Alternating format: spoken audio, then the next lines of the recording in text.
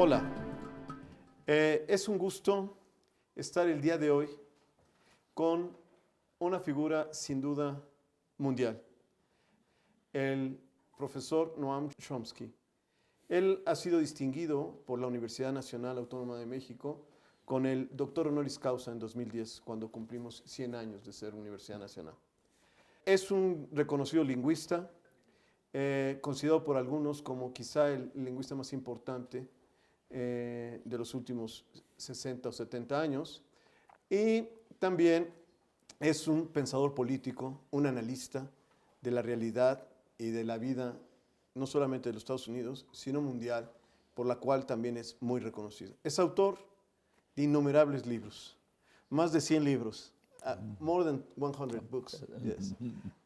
Y también de muchos reconocimientos. Es un gusto estar aquí. Thank you, Professor Chomsky, to be with us. Let's start with your biography. You say in one of your latest book that your father was poor, he was immigrant, and he was able to study a PhD and to become a middle-class man. Well, how was your family? Why you decided to study linguistics? What you learned about your family, your experience? How was your life when you were a child, and then when you became a student?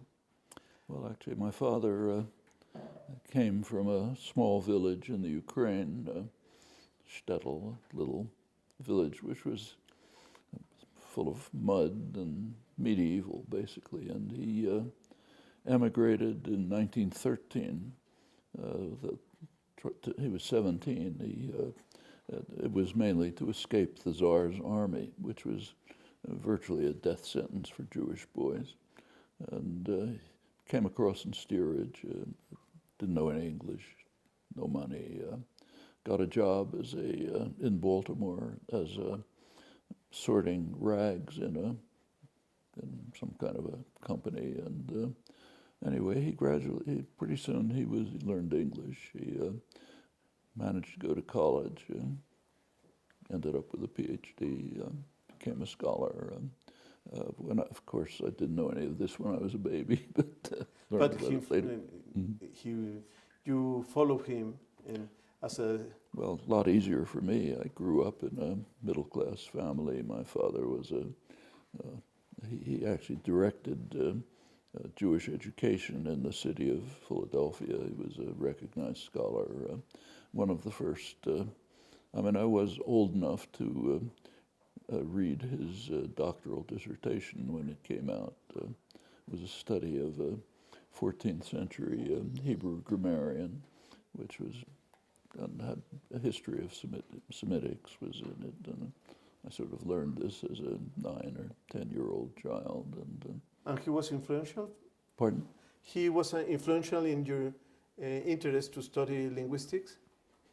It was one of several strands that led to it, but I had a kind of from childhood some sort of background in Semitic linguistics and studying Hebrew, and learned Arabic later, and so on.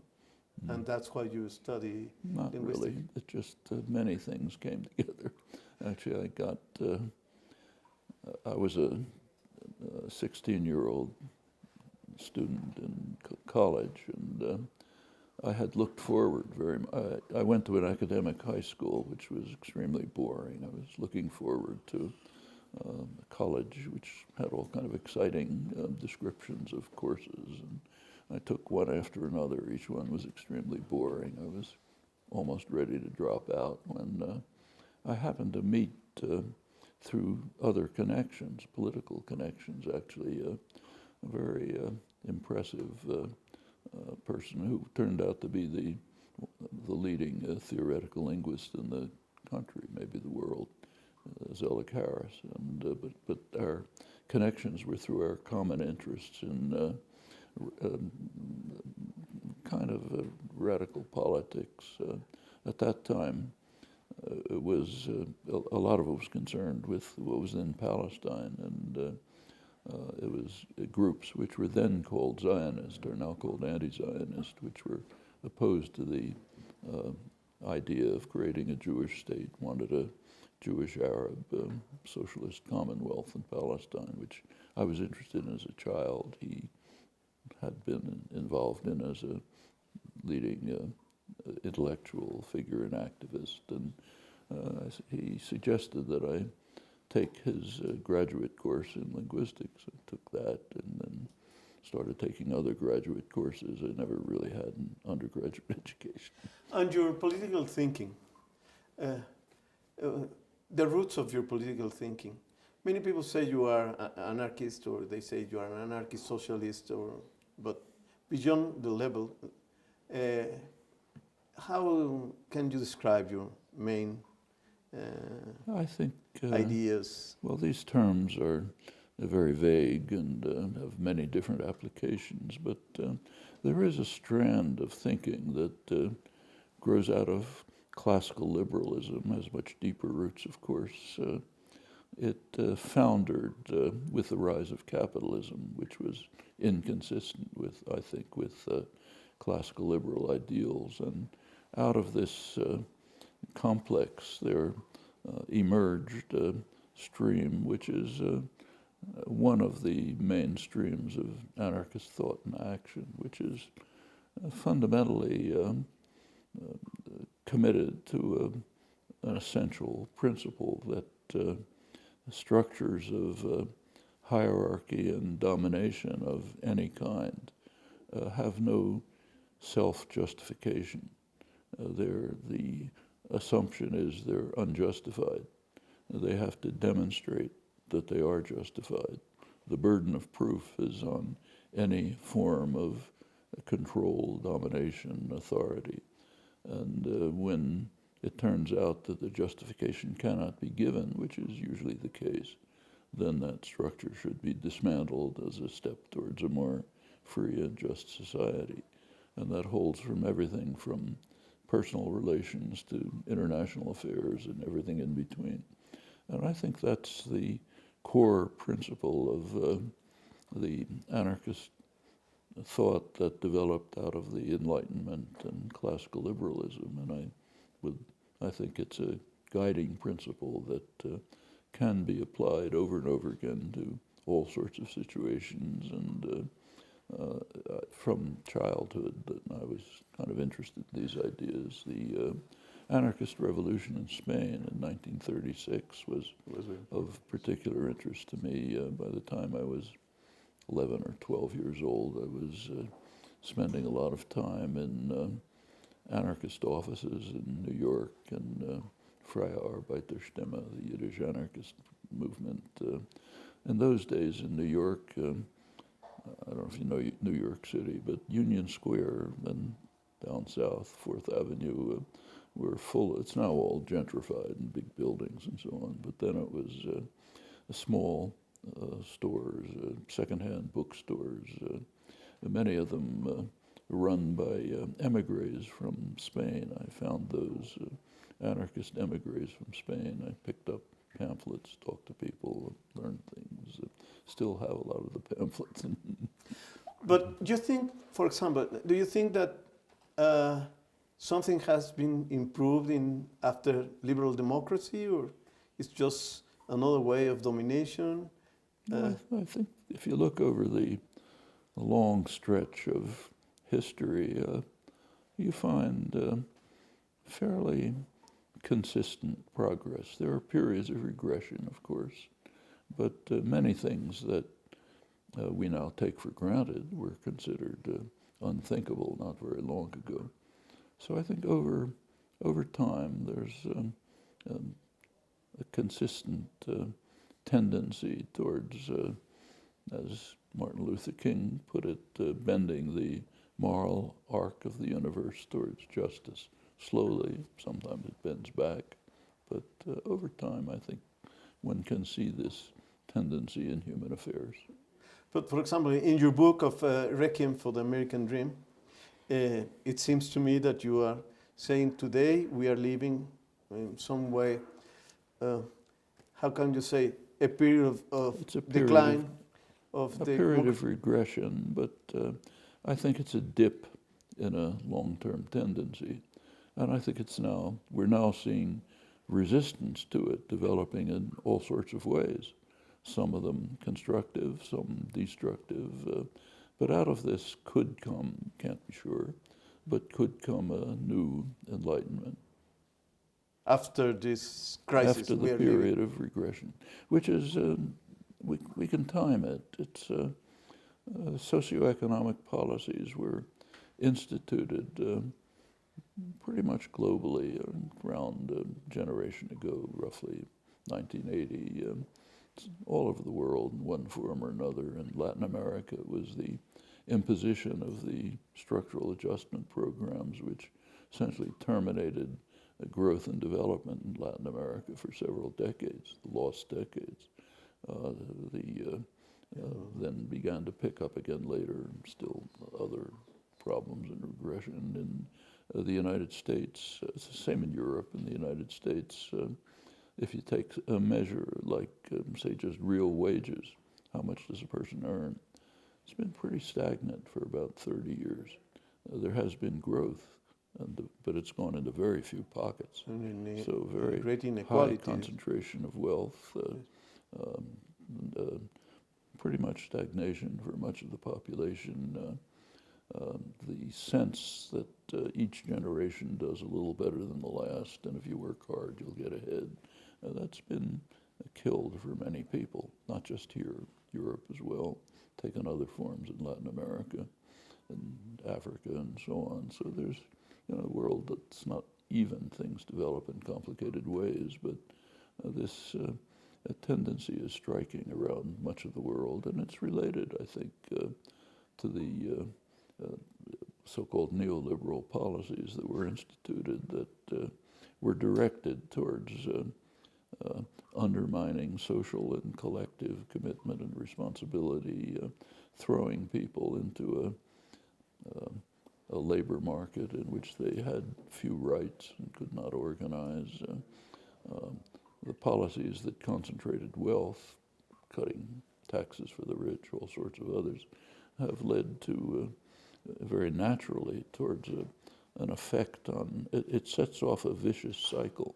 As wealth and power concentrate, they determine the way the political system evolves, which then produces legislation which enhances the right of the powerful, and you get this spiral, which we're seeing in much of the world, that has led to anger, resistance, what's called populism, which is not a very good term for it, but it's the collapse of centrist institutions, the sense of alienation from existing institutions, dislike of them, resentment, and so on, which can take very positive forms, sometimes does, can be very harmful as well. It has resonances of the 1930s, which are...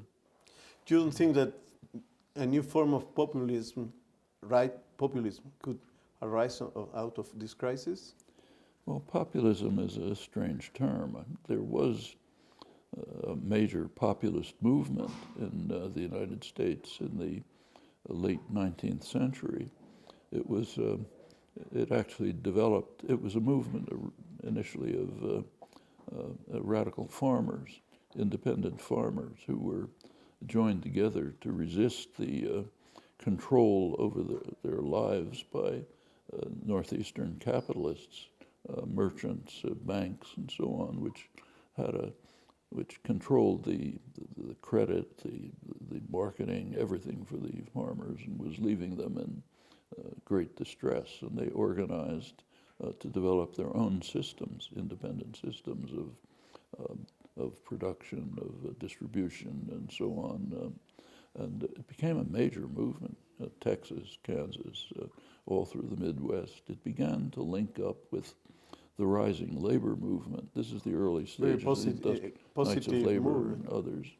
And became a very powerful and important movement. It was finally crushed by force. Okay. That was the real populist movement. It was the most democratic moment in American history.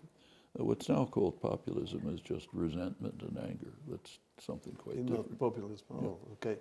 Well, and do you think there are new rulers in the world? New rules? Rulers. Rulers. Yes. Who rules the... Oh yeah, there have been major changes. One of the striking elements of the neoliberal revolt against the growth and development of earlier periods was the enormous expansion of financial capital. By now, I mean, you go back 50 years ago, 60 years ago, banks were actually banks. They were places where if you had a little excess money, you could put it in the bank. They would lend it to someone to start a business, buy a car, or send their children to college or something. And that's basically what a bank was. They were connected to the real economy, and there were no crises. There were no financial crises. I'm talking about the United States. The reason was that the New Deal legislations of the 1930s were in place, and they controlled a financial system which was contributing to the real economy. And in fact, that was one of several factors that led to the greatest growth period in probably in American history, the 50s and the 60s, very rapid growth, some progress on social issues, civil rights movement, egalitarian growth. There was the first period, almost the first period in American history where African Americans had an opportunity to begin to enter into the general social life. One of the aspects of this period, because of labor militancy and other forms of activism, was that the society became more democratic and participatory, and one consequence of that was a declining rate of profit. The corporate sector was losing, and was still very profitable, but it was declining in power and profit. And there was the growth of democratic participation was quite threatening to elites across the spectrum, and there came a reaction. The reaction to that is, in fact, the neoliberal period, which has been pretty regressive in many respects, except in one respect. The rate of profit shot up. So that was a success. Yeah. The Homo lupus becomes sacred. Speaking of ruling the world, it shot up particularly in those parts of the economy which do not contribute to the economy, the financial sector. So if you go up to the point of and then there was crash after crash, of course. Every time there's a crash, the public bails out the institutions. They become richer and bigger than before. The last one was 2008. And right at that time, in the United States, for about almost half of corporate profits, about 40%, were in financial institutions, which probably contribute. They may have a negative impact on the economy. They certainly don't contribute much. Banks started being something totally different. These are places where all sorts of complicated financial instruments are created.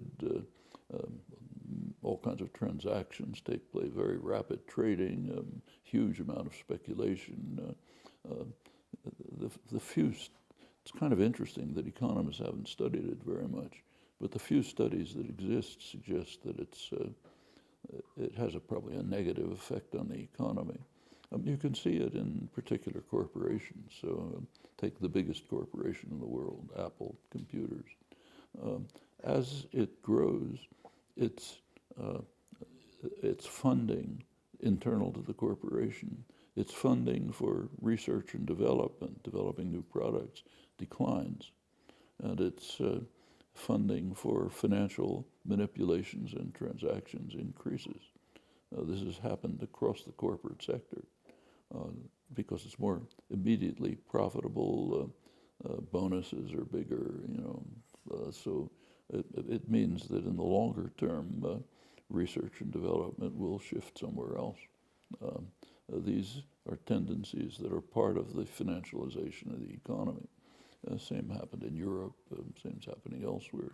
So you have shift in who if you want, what Adam Smith called the masters of mankind.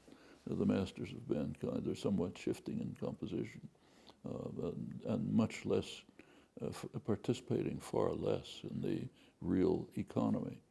And there is a general decline in democracy and disillusionment with formal democratic institutions, which is quite understandable.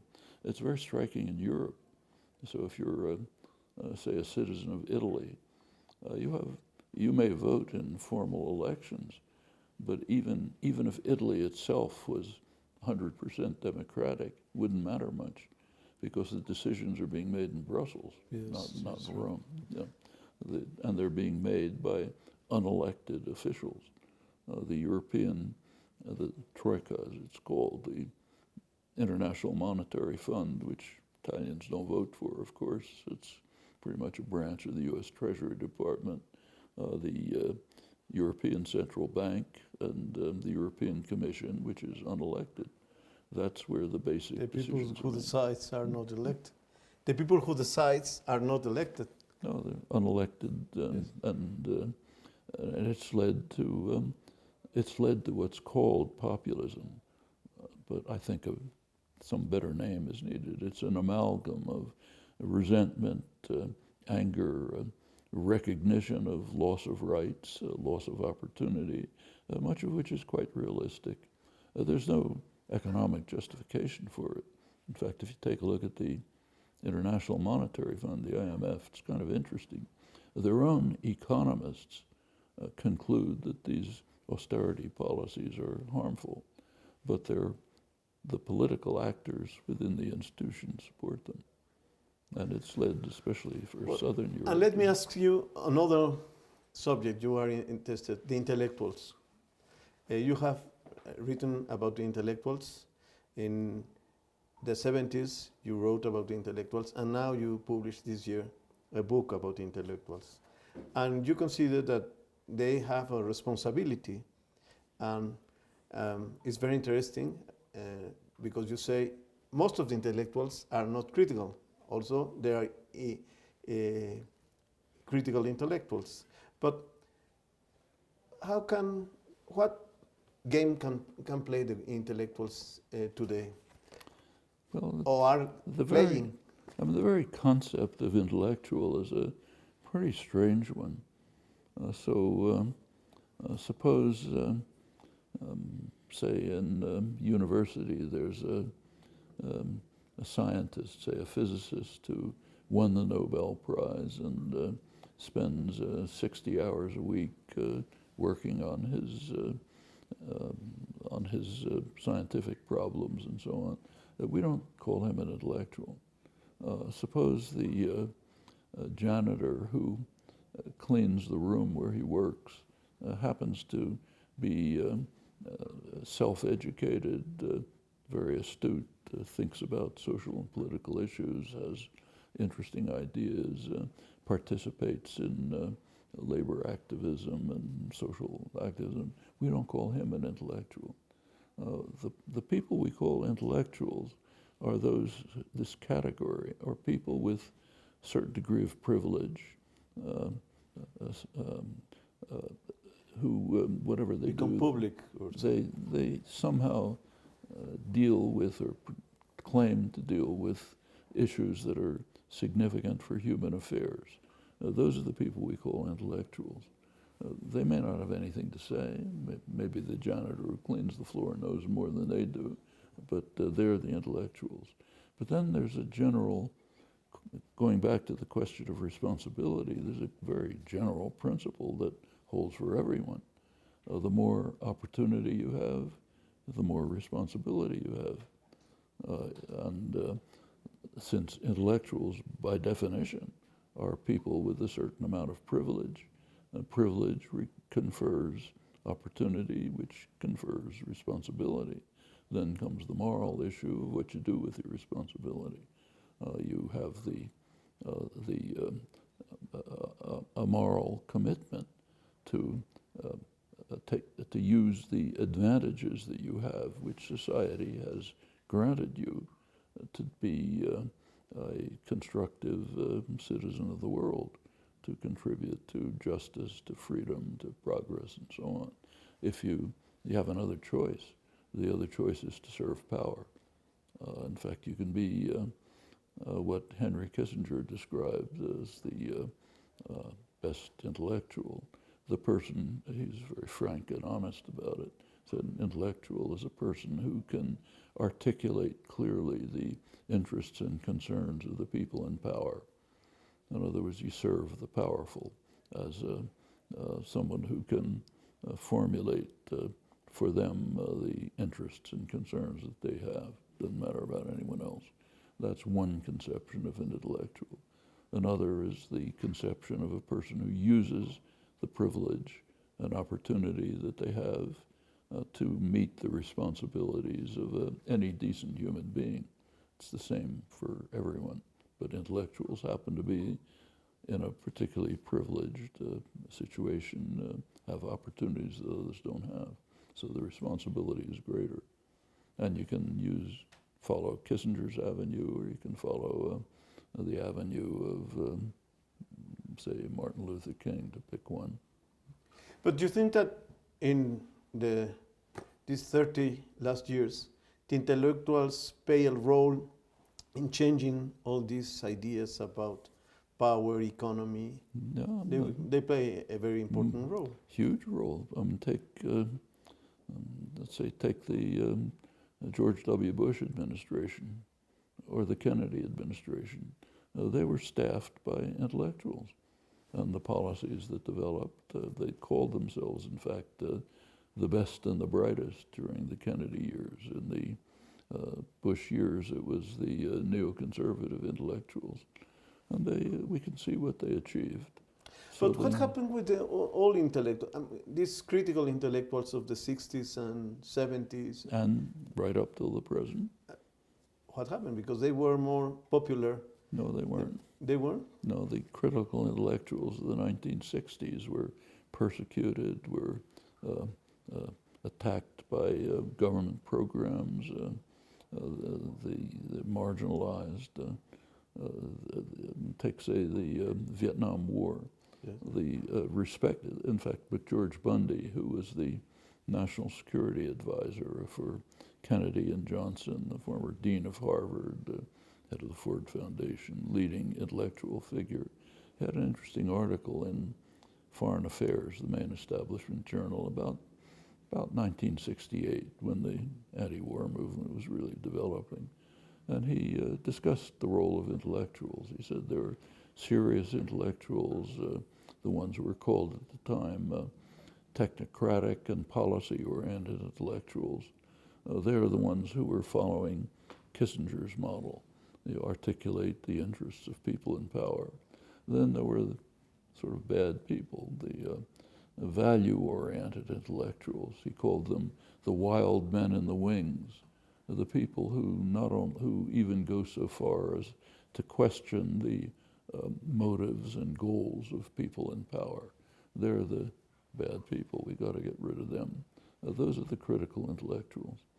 In every society that I know of, almost, they're marginalized. In the old Soviet Union, they were the dissidents, not the commissars. And it's pretty constant across the intellectual world. Well, let's talk about public opinion. Let me ask you. You have been well known because you defended, and I think it's very, I agree with your defense, that of the free speech without restrictions. You have been criticized because you consider that the free speech, no restrictions of any kind. Well, I don't think there are any principles that are absolute. There might be, in fact, my own view is that the U.S. Supreme Court in 1969, under the pressure of the popular activist movements of the 60s, took a position on freedom of speech, which I think is generally quite appropriate. Famous court decision, Brandenburg v. Ohio. The court took the position that speech should be free up to the point of participation in an imminent critical action. That means, for example, that if you and I go into a store with the intention of robbing it, and you take out a gun, and I say shoot, that's not protected speech. That's participation in an imminent critical action. But up to that point, speech should be basically free. Now, this is like any general criterion. It's not an algorithm that you can apply mechanically. It depends very much on circumstances, all sorts of things. But as a general guiding principle, I think that's pretty legitimate. But for example, what happens with the hate speech? The speech deliberately. My own feeling is that the way to deal with hate speech is not by silencing it, but by confronting it. So, for example, if a white supremacist is invited to give a talk somewhere, the right response is not to shout him down and beat up his supporters and so on, but to use the opportunity to educate and to organize and to confront and to develop exposure and organized opposition to the ideas, and that works. Many cases. So if we'll take a concrete case, about must have been maybe 20 years ago, a neo-fascist group in the United States planned to have a demonstration, a march, in a town in Illinois, Skokie, Illinois, which happens to be have many Holocaust survivors in it. And they were going to have a kind of a neo-Nazi march through the town. The American Civil Liberties Union defended their right to have the march, and I think correctly. And what happened is that public opposition was organized that was so impressive and overwhelming that they simply withdrew because they didn't want to be confronted. That's the way you deal with it. For example, lying in public. Lying in public? As post-truth, this concept that, has different meanings, but you to can't. deliberately lie, to destroy the references of the other. Then expose it.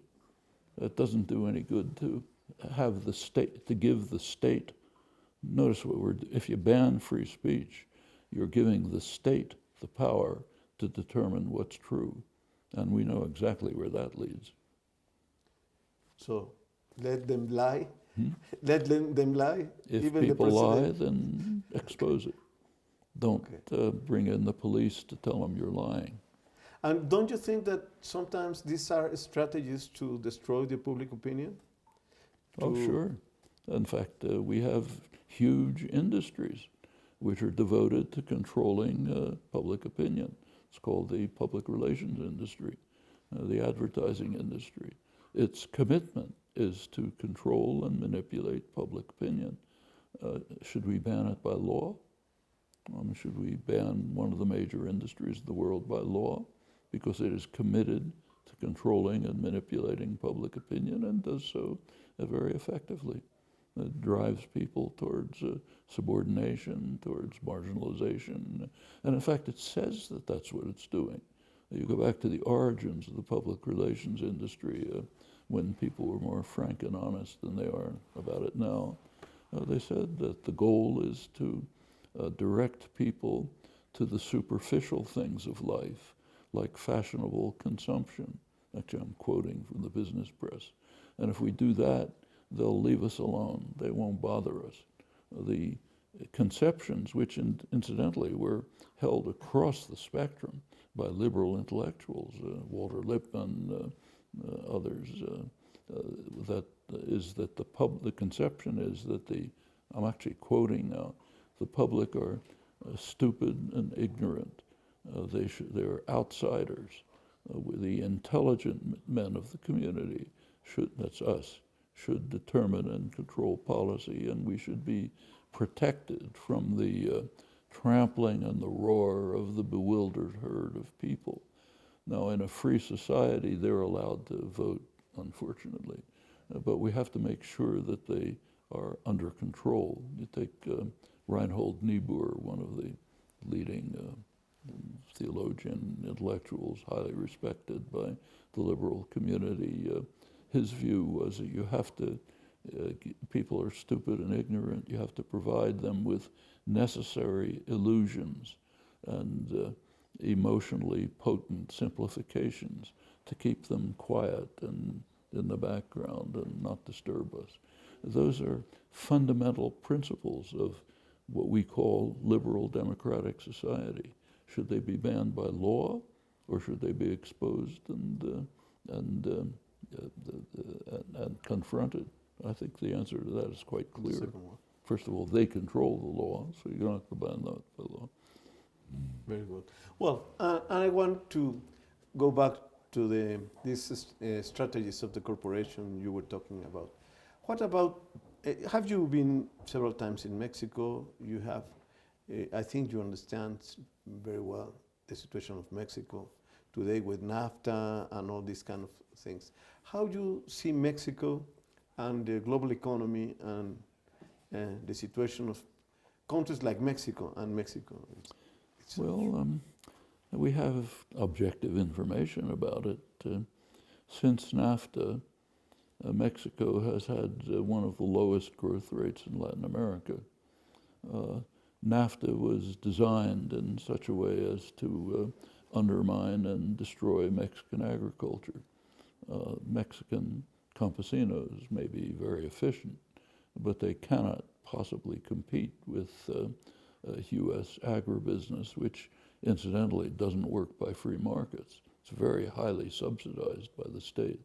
So you have huge mega corporations which are subsidized by the most powerful state in the world, and farmers obviously not going to be able to compete with them. So one of the immediate consequences of NAFTA is to drive people off the land into urban concentrations. Another element of NAFTA is that these are called free trade agreements. They're not. They're investor rights agreements. One element is that Mexico must give what's called national treatment to a U.S. corporation. That means a Mexican citizen doesn't get national treatment in the United States, obviously, but a business does get national treatment. Okay, that going to have obvious effects. It's claimed that NAFTA increased trade. Take a look at what it increased. What's called trade by economists is not trade. It's decisions, it's interactions within a command economy.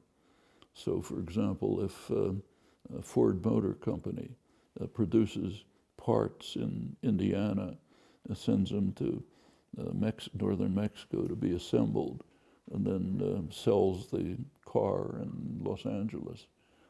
Economists call that trade in both directions. But it's very much like in the old Soviet Union. If parts were made in some factory in the Urals and sent to Poland for assembly and sold in Leningrad, we didn't call that trade. It's interactions within a command economy. Now, corporations are command economies.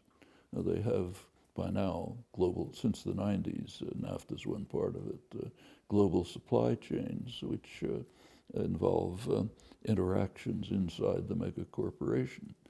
Many of those involved may not even know what they're doing. They're just putting things together somewhere.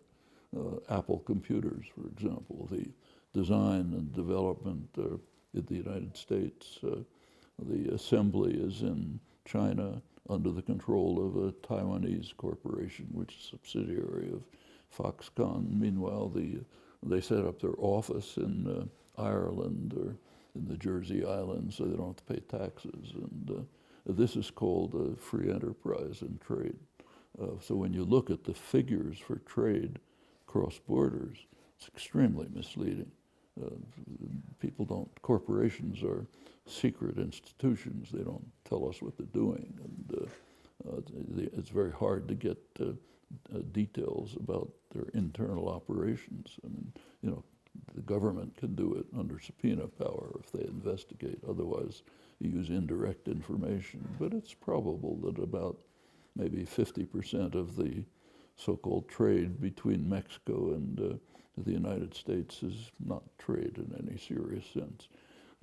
The effect of these, there are many other aspects to these agreements. When Donald Trump says we ought to tear up NAFTA and start over, he has a point, but not the way he wants to reconstitute it.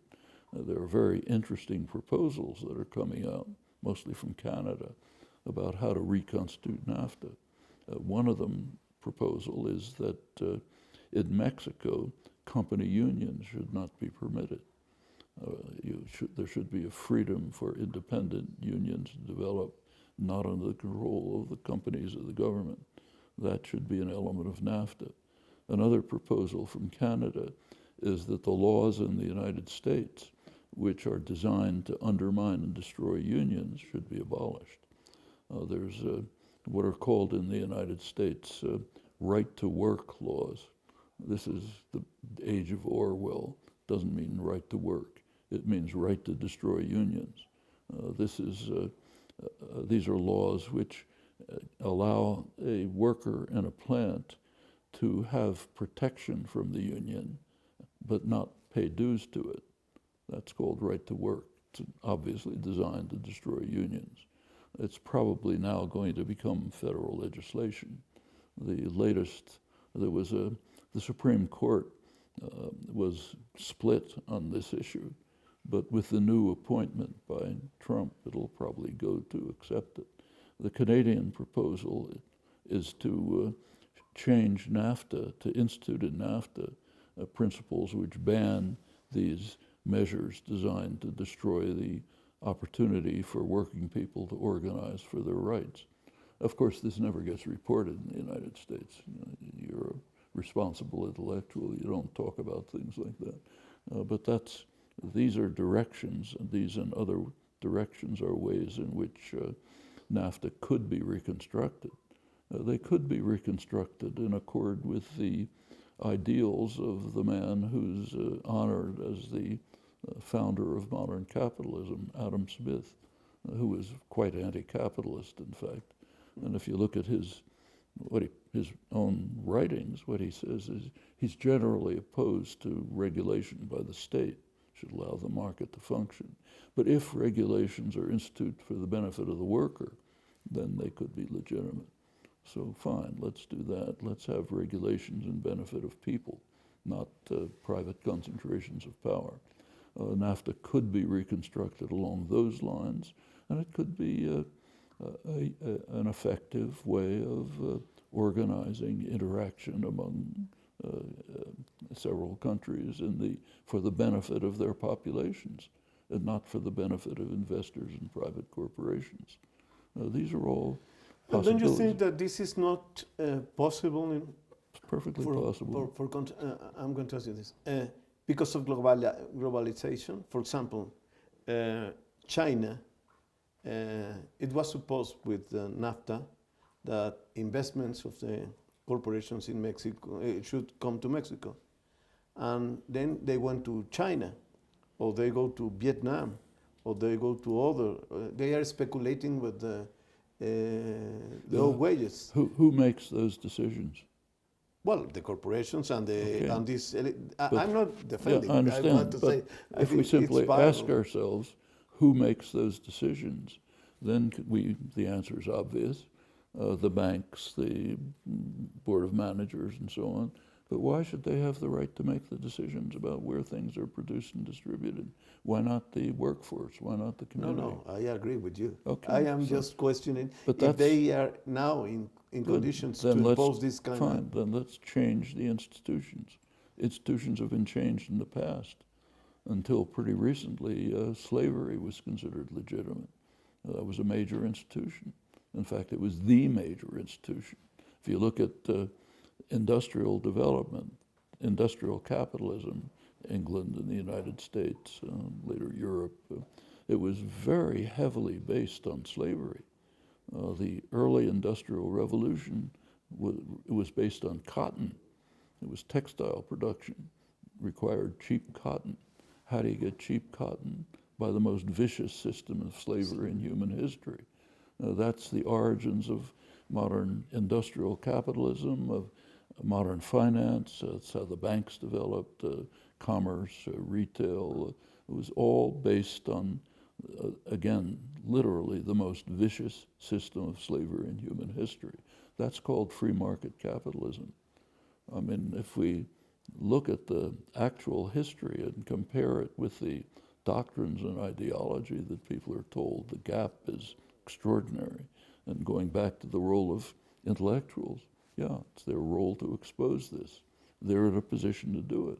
They have the resources, they have the privilege, they have the access, they can use it, and some do.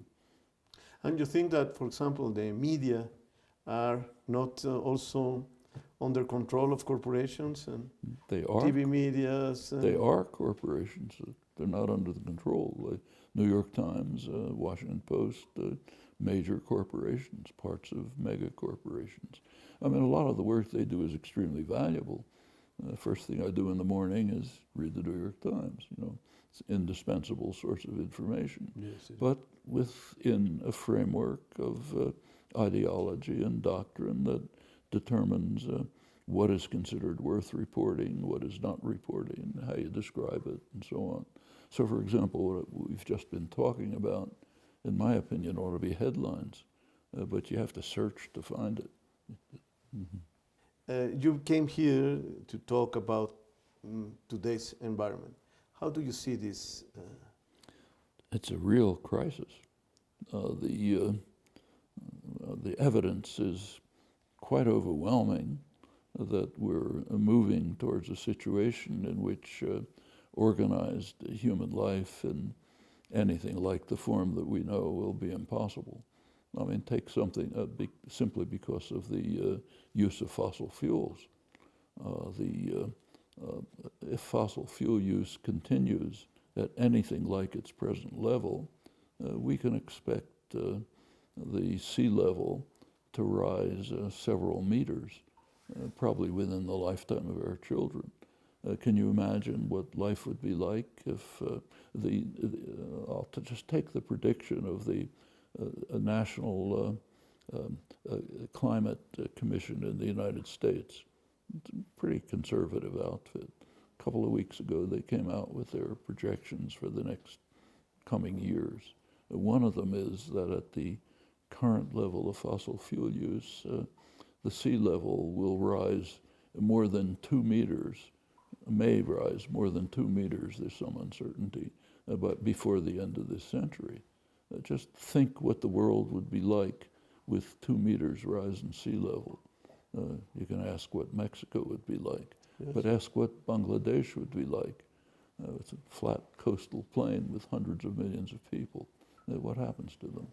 And you may have, instead of 60 million refugees, you may have 500 million. Where are they going to go? What's going to happen to countries like South Asia, where the water supply, which is already in danger, will be devastated? And you have 2 nuclear powers, India and Pakistan, fighting for the same water. What's the world going to look like when coastal cities are underwater, when agriculture is undermined? I mean, the prospects are devastating. It could be much worse. There are things that are uncertain. So there's what's called permafrost right near the surface, yes. In huge areas, a huge amount of carbon in there. It's starting to melt. What happens when it melts? Well, you could have sudden so-called nonlinear processes suddenly exploding. There are other aspects. Buried in the permafrost are ancient bacteria from long time ago. They start appearing. Humans have, and other animals have no immunity to them. What happens then? These are the circumstances we're facing. And how are we facing them? By continuing and maximizing fossil fuel use. So a couple of months ago, you may have seen Mexico announced a great discovery of new opportunities in the Gulf. We can bring in foreign corporations, produce a lot more fossil fuels, and destroy the life of our grandchildren. Those are the circumstances. But again, it doesn't seem that any country is really taking serious measures against these warming. Germany says that they are doing things, but they are consuming the energy of France, which is uranium energy. I think it's a little better than that. There are steps being taken to restrict to move towards a more sustainable energy system. They're being taken in many places. They're not enough, but they're happening. A very harmful development was that last November, an administration was elected in the United States which denies that climate change is taking place and is calling for expanding the use of the most destructive fossil fuels. But even in the United States, it's a split story. So if you go to there's a conference right now, an international conference, UN conference in Bonn, the countries of the world attempting to move forward and setting standards for moving towards sustainable energy. The United States has 2 delegations there. One of them is from the federal government, which is saying, let's have more coal, let's destroy the environment. The other is from states and cities. Jerry Brown, the governor of California, Michael Bloomberg, former mayor of New York, others are meeting also in Bonn, and they're saying we will join the international effort. And it's a real battle and struggle. It has to be solved pretty quickly. We don't have a lot of time to deal with this. It's one of the 2 major existential crises that current generations now face. The other's the threat of nuclear war, also expanding. Professor Chomsky, thank you for this interview, and nice to have you here in Mexico. Thank you. Hemos tenido el privilegio de estar con el profesor Noam Chomsky, un intelectual sin duda reconocido en todo el mundo y cuyas preocupaciones abordan temas como el de la democracia, que hemos platicado con él, y los riesgos, la reducción de la democracia, temas como la economía y la globalización y las nuevas estructuras de poder que gobiernan el mundo, y también algo muy importante, el papel de los intelectuales. A pesar de lo que hemos estado viendo y platicando con él tiene una visión positiva frente a los problemas de medio ambiente, frente a los problemas de una democracia en crisis, incluso frente a los problemas del TLC. Hay alternativas que podemos seguir y que son en mucho lo que los intelectuales pueden decir, lo que los intelectuales nos pueden descubrir y revelar. Intelectuales como, por ejemplo, el mismo Noam Chomsky. Muchas gracias por estar con nosotros.